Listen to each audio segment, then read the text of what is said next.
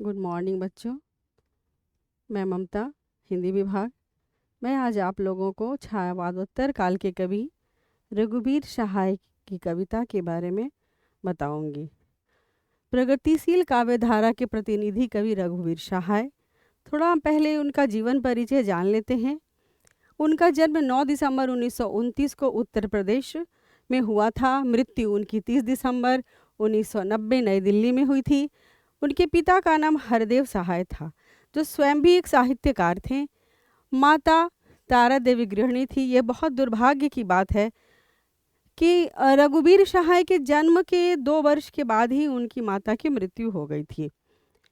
उनकी शिक्षा, आरंभिक शिक्षा उनकी लखनऊ में ही हुई थी, लेकिन बाद में उन्हें 1951 लखनऊ विश्वविद्यालय से उन्होंने अंग्रेजी साहित्य में स्नातकोत्तर की डिग्री ली। और जब वो इंटर की तैयारी कर रहे थे, उसी समय में उन्होंने काव्य लिखना आरंभ किया था और पहली कविता उनकी उसी समय में छपी थी।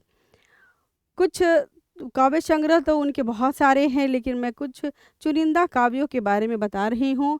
सीढ़ियों पर धूप में 1960 में छपी थी। आत्महत्या के विरोध 1967 में।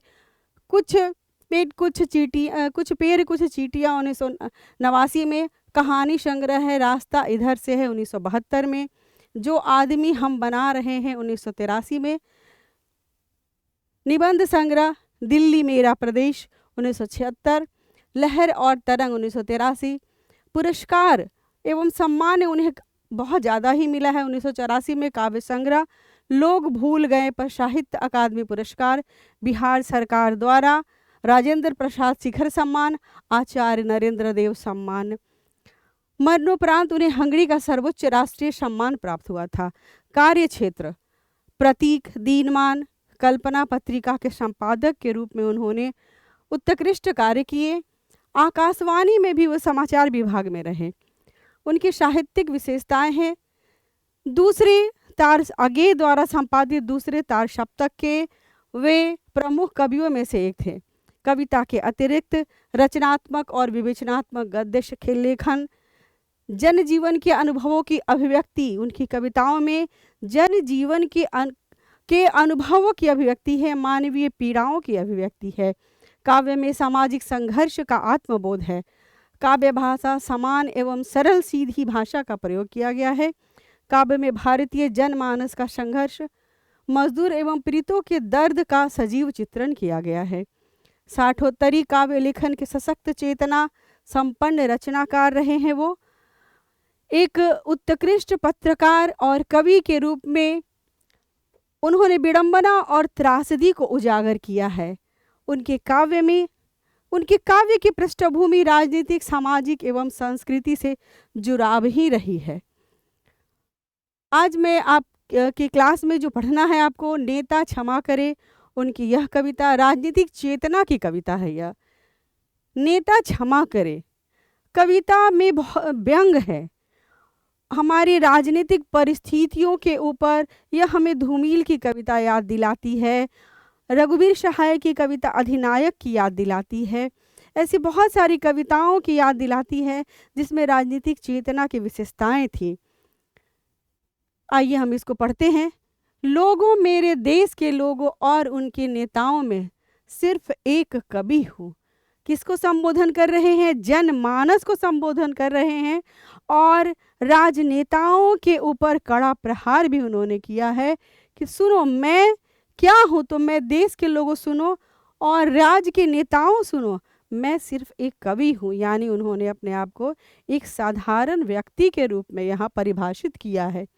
ना मैं तुम्हें रोटी दे सकता हूँ, ना उसके साथ खाने के लिए गम।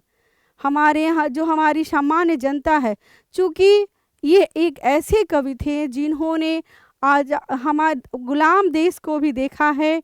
जंजीरों में जकड़े हुए गुलाम देश के साथ साथ जब देश आज़ाद हुआ था उस परिवेश को भी उन्होंने देखा है।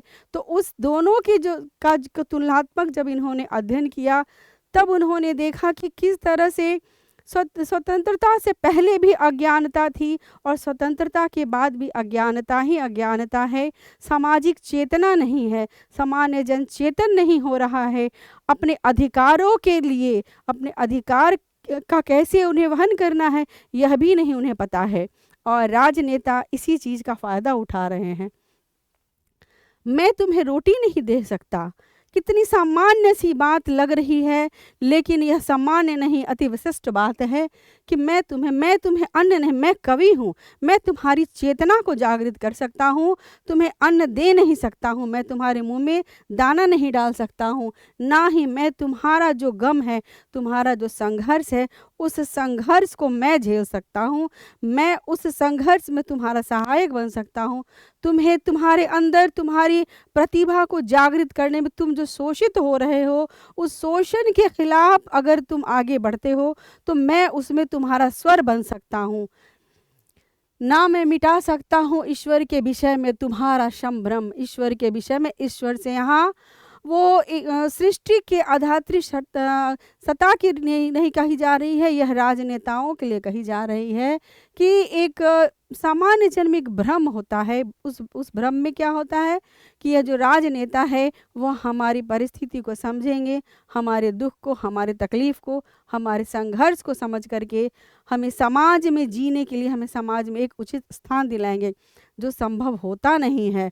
तो इसीलिए यहाँ पे कवि कह रहे हैं कि ये जो तुम्हारा भ्रम है, मैं तुम्हारा भ्रम मैं संपूर्ण रूप से नहीं मिटा सकता हूँ ना, लेकिन लोगों में श्रेष्ठ लोग, ये किसके लिए कहा जा रहा है लोगों में श्रेष्ठ लोग?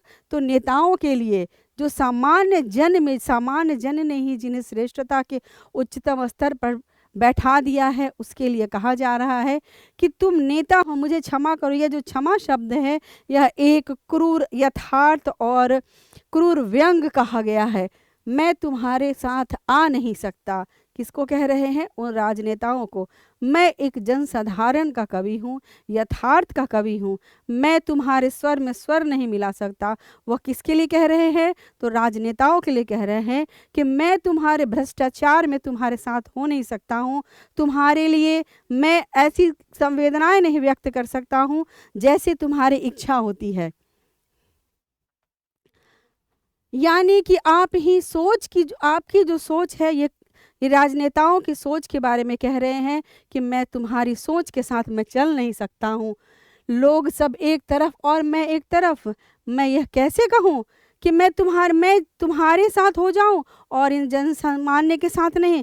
मैं तो एक साधारण सा कवि हूँ, मैं जन सामान्य का स्वर हूँ, और मैं कहूँ कि तुम सब मेरे हो, पूछिए कौन हूँ मैं ये कैसे कह सकता हूँ कि तुम सब मेरे हो? कैसे कहूँ? मैं कौन हूँ?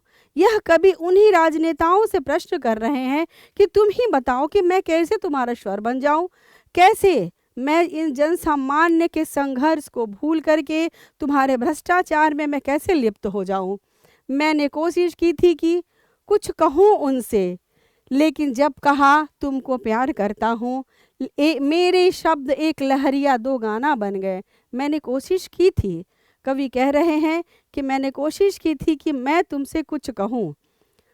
मैं राजनेताओं को के लिए यहाँ पे संबोधन किया जा रहा है, कवि खुद को यहाँ मैं कह करके राजनेताओं की तरफ संबोधित कर रहे हैं। वो सामान्य जन को जागृत करने के लिए, उनको सचेत करने के लिए यह कविताएं लिखा है। अकरू बैठे लोगों पर भिनभिनाने लगे कि कुछ लोग वोट बोले कि आई तोहरे पुरानी फिलहाल मुठ्ठिया। मैं उन जो वोट मांगने आते हैं नेता, जिनको कि हम सिंहासन पर बैठाते हैं गद्दी पर, जब वह मांगने आते हैं तो उनकी कुछ और ही मनसा होती है, लेकिन उनके मुख से कुछ और ही निकलता है। साथ ना दो हाथ ही दो सिर्फ उठा, झोली में बंद कर एक नई मूर्ति मुझे दे गए।